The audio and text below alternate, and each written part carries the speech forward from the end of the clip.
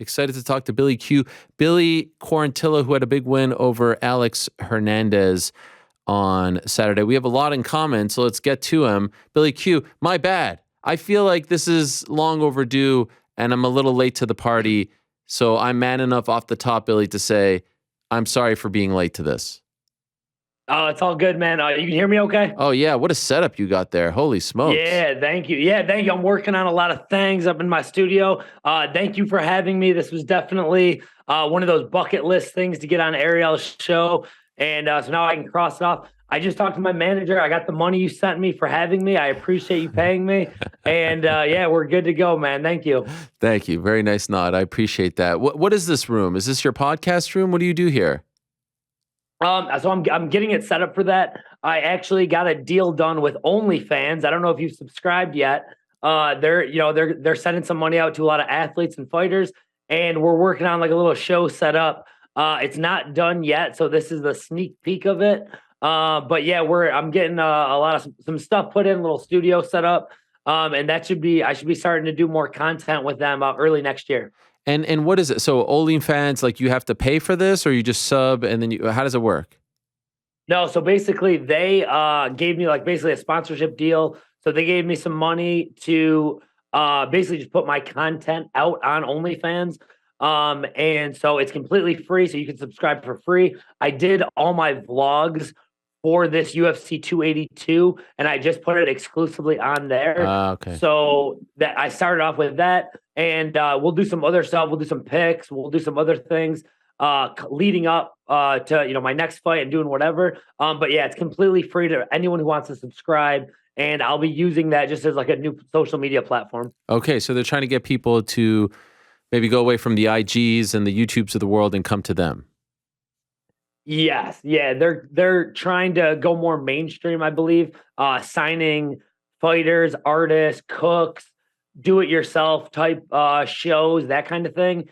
I think I was supposed to talk to them today, but I think I accidentally blew them off. Oh no! But I made time for you today, Thank you. I made it here. I appreciate. And by the way, these videos that you're doing for OnlyFans, is it full nudity or is it what do we do?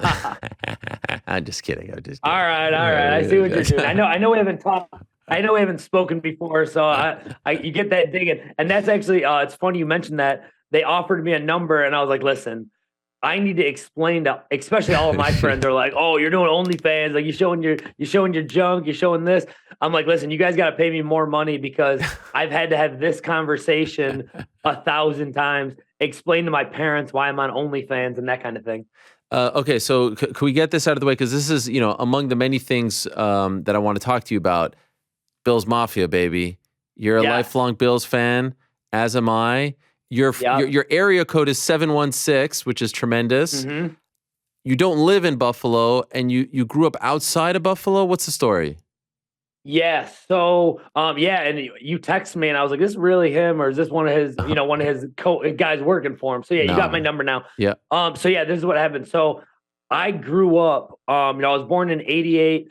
The first few years of my life, everyone I knew was diehard Bills fans. So like my dad would have these huge Super Bowl parties. We obviously lost the 4 Super Bowls in a row. So as a kid, I was kind of confused. I was like, are we really good or really bad? Because someone would be like, oh, we can't win a Super Bowl, blah, blah. And so I grew up going to all the games as a little kid. My dad snuck me in games before. They used to give us beers. They used to like put beers on us because they never would check kids. Oh, wow. So I would go to all the games as a little kid. And when it's funny when it became, social media became popular and they would talk about how crazy Bills Mafia was, that was just what I grew up in. I grew up in that whole scene. And I just thought that's how every fan base was. Looking back, it's a bunch of maniacs. So I grew up probably about 45 minutes outside of Buffalo. It's a small town called Lewiston, New York. Shout out to Lewiston, shout out to Ransomville, very small town. And like I said, went to all the games growing up. I moved to Tampa, where I'm at right now, in 2010. That's when I met Matt Arroyo, my head coach, all my training partners, all that. And my full career has been out of Tampa, but diehard Bills fan. I'll never turn my back on them. Knock on wood, high expectations for this year. So yeah, we're I'll be a Bills fan until the day I die. I got my little 4-month-old son. He's wearing Bills stuff. Hopefully he'll be a Bills fan too. We'll see. But yeah, that's my my Bills upbringing story. So right now we're first in the AFC, but Mhm. there's been some ups and downs. Josh's elbow seems to be okay. Von Miller's ACL had the stumble against New York, had the stumble against the Vikings. Those loser Jets fans actually thought that they were better than us. It was Yep. amazing. It was very funny. I know, it's so It funny. was amazing. And then obviously Dolphins on Saturday night. How do you feel though? Do you still feel like that? My confidence hasn't wavered.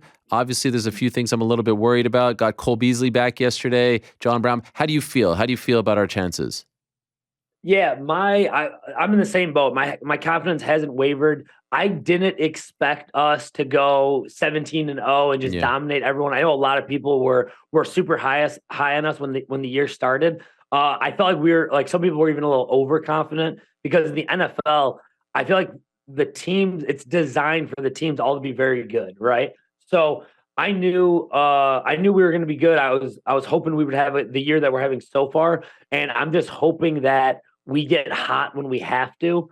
And that's going to be right around the playoff time. I like this Cole Beasley idea. Obviously, I wish we had Von Miller. Hopefully, our defense can stay healthy and we don't lose anyone else in these big game situations because I think that's how the NFL is designed. It's not who has the best team all year. It's the whoever has the best team going to the playoffs. And I try to go to at least one game every single year, and I'm saving it for hopefully a playoff game, Oh maybe even a my. Super Bowl. But yeah, that would be like a dream come true. I haven't been to a home playoff game in forever. I don't even know. I've never been to a home playoff game. Wow. I did go to their I did go to the Jacksonville game a few years ago when they Oh lost. God, that was horrible. Yeah, threw someone through a table, did the whole thing. And but yeah, that's I got high expectations. I'm hoping to fly home for a game in the playoffs. Man, I went to my first Bills home game in October, and it was I freaking saw that. incredible, man. It was incredible. I've been a fan since 1990, since the first Super Bowl loss, and I've been to some road games, never home game, and to see the community, to see Orchard Park, to feel it. I get chills talking about it, and I want to do it every year now. It's a really special thing and a special fan base. We could talk about this for probably 30 minutes, but I know the fan base doesn't care to hear us talk about the Bills. Yeah. So I'll move on. You mentioned you're a father. You have a Yes. newborn, and that can change you. Do you feel this is your first fight as a dad? Did you feel like it Yep. changed you, your mindset, what you were thinking about, how you were feeling going into the fight? Yeah. Like the whole training camp was just a different feeling because now I always put pressure on myself. Obviously, it's important to win every fight, especially in the UFC. You're only as good as your last fight.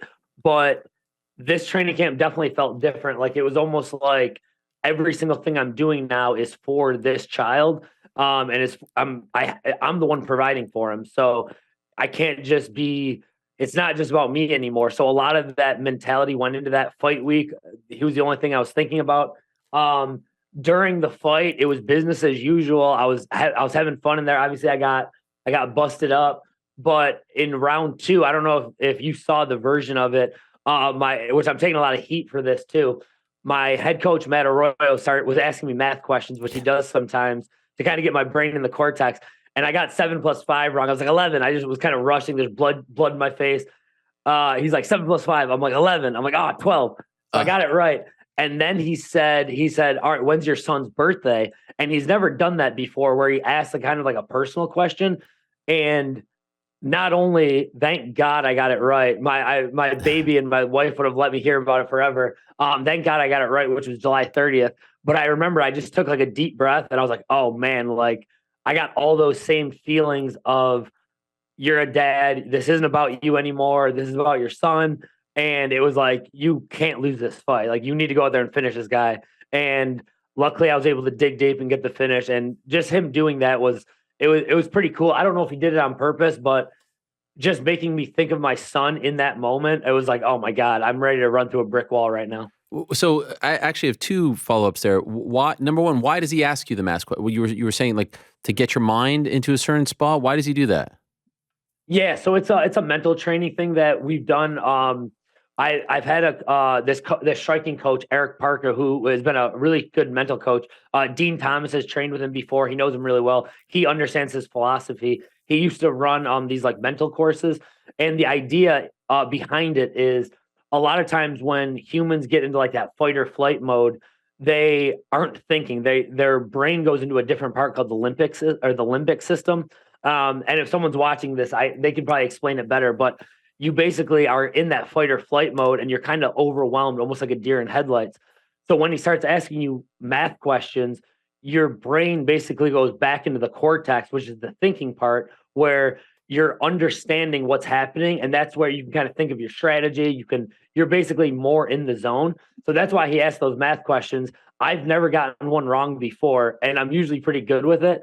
So I don't know why I got it wrong, but I was obviously in the zone, and I was in the cortex, I believe. Okay. And by the way, I love that when you tweeted about the math question, there was a typo in your tweet. Did you know that? Oh my God. God. Was there? Yeah. Yes. Oh man. I was still like leaking out. My brain was still leaking out. I'm just like, man of the people, gotta let people know what's happening. Yeah, But yeah, that's I believe it. You wrote honest 7 plus 5 is tricky. I think you meant honestly 7 plus 5 is tricky with the I wrote honest. Yeah. But I mean, honest. You just fight, And I know. Did you ask Matt, who of course longtime fans will remember from the UFC and the Ultimate Fighter from back in the day? Did you ask him?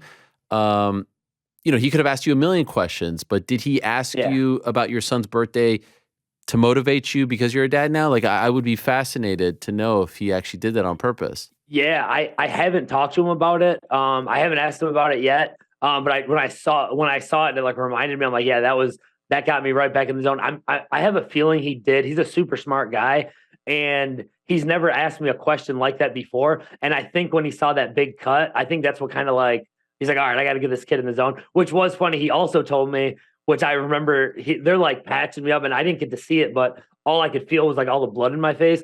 He goes, all right, 10-9 round, he won because of the takedown, and he's got a cut just like yours, but his is worse than yours. And I'm like, there's no way his cut is worse than all the blood. I'm like, there's just no way. So I knew he was kind of telling a white lie, but I knew I had more gas, and I knew it was going to be a good second round. That was your first fight in about a year, right? Did you feel a little rusty? Did you feel off? A little bit. I think I kind of got off to a little bit of a slow start. I don't know if it was the layoff or just I don't know if there was other factors, but yeah, it was a long layoff, and they always say you're only as good as your last fight. So even though a lot of people said it was a good fight against Burgos, it was still a loss. So it was a long time dealing with that, knowing that, and going into this fight. But yeah, I felt a little sluggish, but sometimes I am a slow starter. And I knew he was going to come out super aggressive. So I just wanted to make him work the whole first round, and it worked out perfectly because he kept shooting in. I got back up. I made him stand with me. I landed knees to his body consistently out of the breaks. And if you rewatch it and really watch how many times I hit him in the body, there was a reason why he kind of was overwhelmed, and I was able to kind of melt him there. And you were supposed to fight in July, but had to withdraw. Yep. Why? So I had, I was going to fight Bill Elgio, Battle of the Bills. It was billed as, and I had a minor knee injury, and then I was actually out at Law MMA training with Frevola and all those guys, and one of the guys there basically hit me with a low kick, like right at my knee that was already banged up, completely blew my leg out. Oh. I didn't need surgery, thank God, but it was one of those things where it was frustrating because I didn't pull out of the fight right away. So I was trying to train through it. And it was just like 3 weeks of like miserable, like limping around, trying to hit mitts, super painful. So I made the right decision. And especially watching his fight, and I watched Herbert Burns get hurt, like another knee injury. I'm like, that would have been me. And then later in that fight, Brian Ortega in the Yair Rodriguez fight, he got hurt too. And I'm like, dude, that would have been me. I would have been the third guy getting hurt on this fight card. Right. So everything happens for a reason, and we're happy to get a huge win in December. And are you okay after the fight? I mean, other than the cut. Yeah, I'm good, man. I got a few stitches here. You can see. I like it. And besides that, I went to the the Lightning game last night. People were giving me all kinds of looks. But yeah, besides this, I feel completely good. Already talked to my manager. We're already talking about some names. Ooh. And I want to have a super, super busy 2023. So we're already looking and seeing what's out there. Who are we talking about? Okay, so you want to hear? So my ideal situation would be picture this, and I don't know if the UFC is going there, but Buffalo Sabres Arena, Key Bank, April, Edson Barboza. Who says no to that? No. Banger alert. Oh, it's a tremendous fight, but what do you think the chances are they're going to Buffalo in April? Oh, I'm just putting it out in the universe. Maybe they're like, oh, maybe they're putting out there. Well, so they haven't been to Buffalo in a while. Yeah. They haven't been to Tampa in a while. So those are still on like my bucket list things I need to do in my career. So those are ideally what I would like. I wasn't even thinking about Edson Barboza. One of the reporters like, what do you think about Edson Barboza? I wanted to call him out after the Burgos fight. Then I kind of forgot about him. And I was actually watching your show, and that little rodent, Nate Landwehr, was calling me out, and he was like, and he said, and you didn't correct him, he's like, oh, Billy Q's coming off 2 losses in a row. Never lost 2 fights in a row in my whole career. My bad. And I was ready to jump in there, and I was ready to make a video and go full heel, calling him out. But I think we would have an exciting fight. He's just not as big of a name as like an Edson Barboza, who I believe is still ranked. I believe he's 14 or 15. Legend of the sport, grew up watching him, that spinning heel kick, the whole thing. I think that'd be fireworks. That would be my first option. Nate Landwehr can get it. I know some people were talking about Nathaniel Woods in London. I don't really want to go to a London to do that.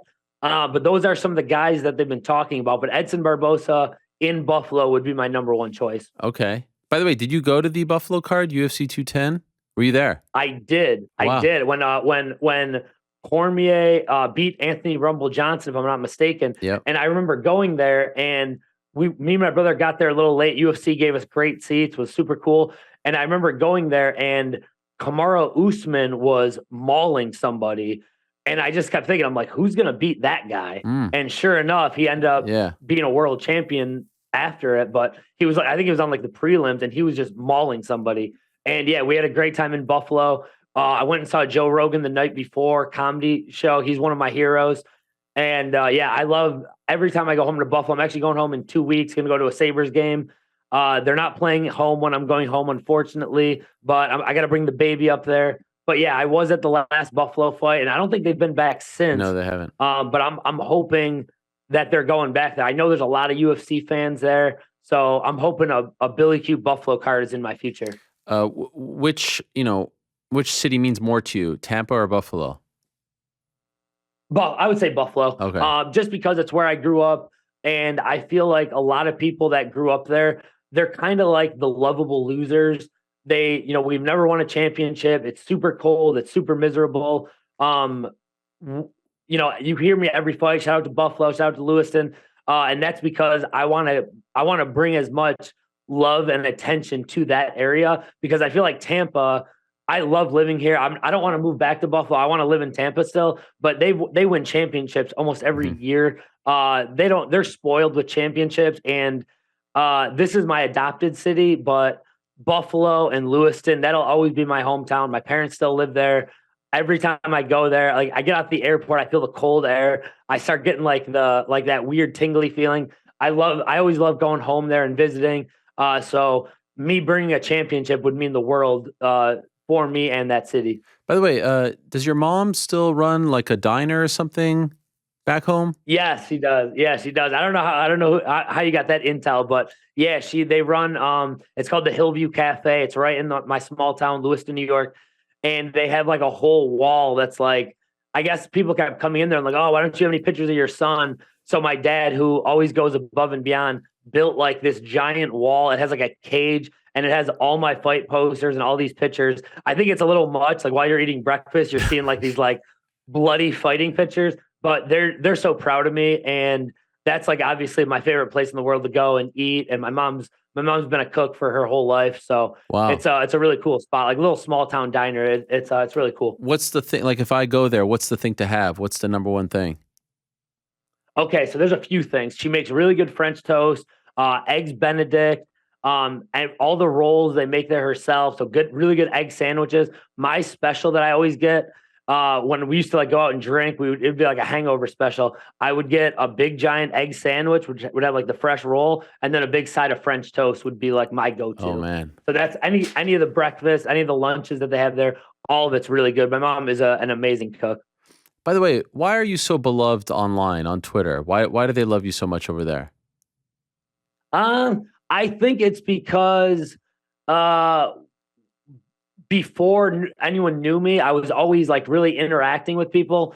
And I think I'm just like kind of a relatable person. I'm just really just like a regular guy that decided I wanted to get to the UFC and literally trained every single day, worked my ass off. But I'm just like a blue collar guy, regular from a small town, works as hard as I can, earned everything that I have right now. And I think I'm just relatable. And I think people can see themselves in me because I tell people this all the time. I wasn't the best athlete in the world.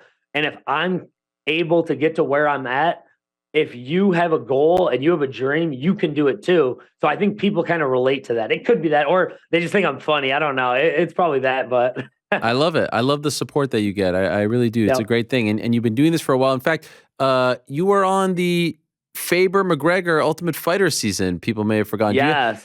Do you have any like good behind the scenes? That was a weird one, man. Like, the thing I remember about that was Conor never wore the jersey and all that. He always wore his suits, which was a first. Any good behind the scenes stories from those tapings? Yeah, they were. Oh man, that was it was crazy. And yeah, it is funny that the first time I saw Conor McGregor, this was right after he beat Chad Mendes. Yeah. And before he beat Jose Aldo. So a lot of the talk around there, and I'm definitely guilty of it too, was Jose Aldo's going to smoke this guy. He's a hype machine. Blah blah blah blah blah. I do remember seeing him the first time I saw him. It looked like he was like from like heaven or something. He had his belt on. He had like a suit, and he was like basically glowing. And everyone else is wearing like regular ass clothes, and he's got like a 3-piece suit on, his belt, his sunglasses, his whole look is his whole look and his attitude. No crazy stories. They took us, Dana White took us all out to dinner and like all the clubs after. So it was a cool experience. I'll never forget being at dinner it was me, Dana White, everyone on the show, like Ryan Hall, Julian Erosa, Saul Rogers, who beat me, Artem Lobov, Conor McGregor. But then there was also like Uriah Faber, Cody Garbrandt. It was just the who's who at this big giant table. And I just remember thinking, I'm like, this is crazy. And I'm like, oh man, your life's going to change now. And sure enough, it didn't change that much. Like they're basically after the UFC's like, you're not ready yet. You know, here's a few $100, be on your way. And then I had to work my ass off to get to where I am now. So it was a great experience. And I still take a lot of it. Like I still have a chip on my shoulder when I watch my fight and they're like, oh, you know, Billy's the worst guy on our team, blah, blah, blah, this and that. Well, now look at me. Now I'm doing my own thing. So I used a lot of that motivation. I always take little things like when people, if I got a chance to prove you wrong or someone doubted me and I can use that, I always use that as motivation. So I still think of that fight. And I remember seeing like Lorenzo Fertitta after, and it was just a bad fight. And I was like, oh my God, I can't believe that just happened. And I use all that stuff for motivation still to this day. Well, it seems to be working out. You're doing great things. Huge win on Saturday. You're a dad now. You got your OnlyFans. I mean, you're killing it. And by the way, it's Quarantillo, right? Not Quarantillo. Yes, you are correct. It is Quarantillo. Joe Rogan nailed it. Dana got it wrong again when he was doing which is funny. He's used me, I think, in every single fight where he's like, fights you don't know about, Billy Quarantillo. He actually got it right going to the Burgos fight. He's like, Billy Quarantillo. And then this time he went back to Billy Quarantillo, which it's all good, man. I feel like if I had if I was Tom Cruise, I think my name would be all over it, but a lot of people can't say my name. That's why I go by Billy Q. That's why they're like, Billy Q's fighting. It's easy. Billy Q, boom, boom. You don't need to spell out my long Italian last name. So if people get it wrong, it's all good. I think sooner or later, everyone will get it right. Yeah, they will for sure. If you keep doing what you're doing, I wish you the best. Thank you for coming on. And I can't wait. Now that we have each other's phone number, I can't wait to text you in mid-February after the Bills finally get it done. Yes, and thank you so much for having me. And one last thing, I wanted to announce it here. Okay. I am going to. I'm donating my fighter kit. I'm going to announce it on my. I'm going to post on my Instagram soon. I'm donating my fighter kit to the Down Syndrome Foundation of Florida. It's a good friend of mine who owns the company. It's a huge organization here in Florida that it's mostly all kids with Down syndrome. They do so many big things for them. So I'm going to start the bidding at $2,000. If no one outbids me, I'll buy it myself and I'll donate the $2,000.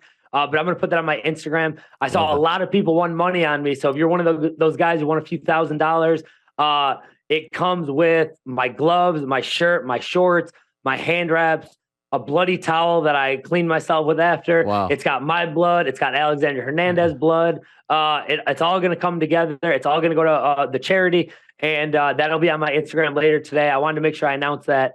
So thank you for giving me the platform and the opportunity to do that. Yeah, for sure. And what's your Instagram? Oh, we actually have it. Do we have it up there? We were showing it, I think.